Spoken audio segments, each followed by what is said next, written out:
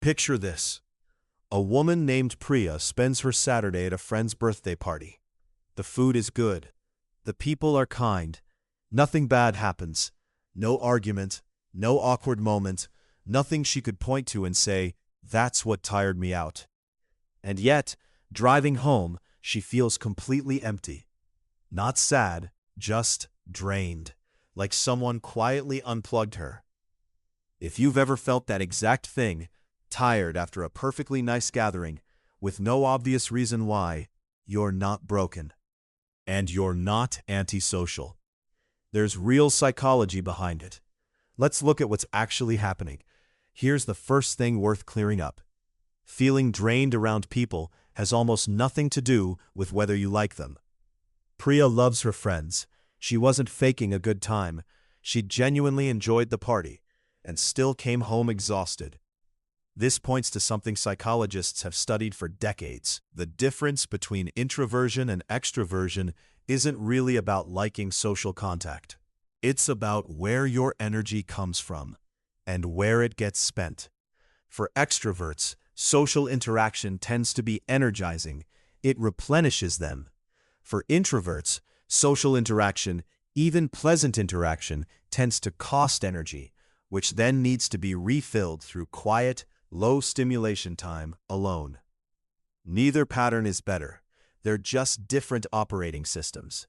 There's also a simpler, more physical explanation. Socializing is genuinely demanding work for your brain, even when it feels effortless in the moment. Every conversation requires you to read facial expressions, track tone of voice, choose your words, manage your own expressions, and often filter what you say before it comes out.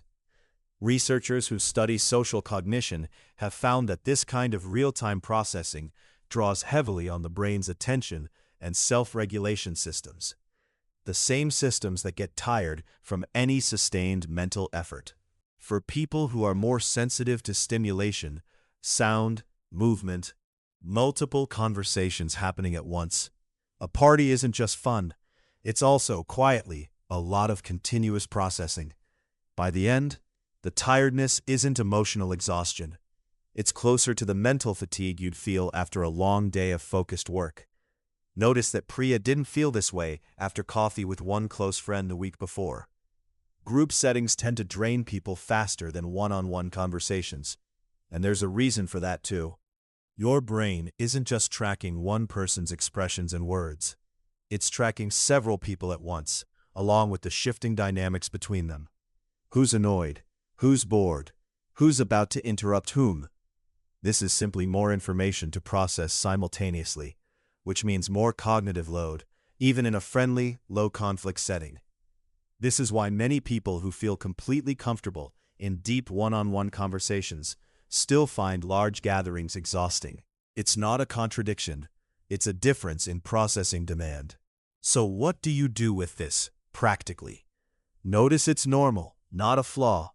If you need quiet time after socializing, that's not a character defect to fix. It's simply how your particular nervous system recovers. Build in recovery time on purpose. Instead of stacking social events back to back, leave space afterward, even 20 or 30 minutes of quiet, to let your system reset. Give yourself permission to leave early. You don't owe anyone your last ounce of energy. Leaving a gathering before you're completely drained isn't rude. It's simply good self-management. Choose smaller settings when you can. If you know large groups cost you more energy than one-on-one time, weight your social calendar accordingly when the choice is yours to make. Priya isn't antisocial, and neither are you if this sounds familiar. Feeling drained after being around people, even people you love, is simply your brain telling you it did real work today. The fix isn't forcing yourself to enjoy people less, or forcing yourself to become someone who never needs quiet. It's learning your own pattern and building your life around it, instead of against it.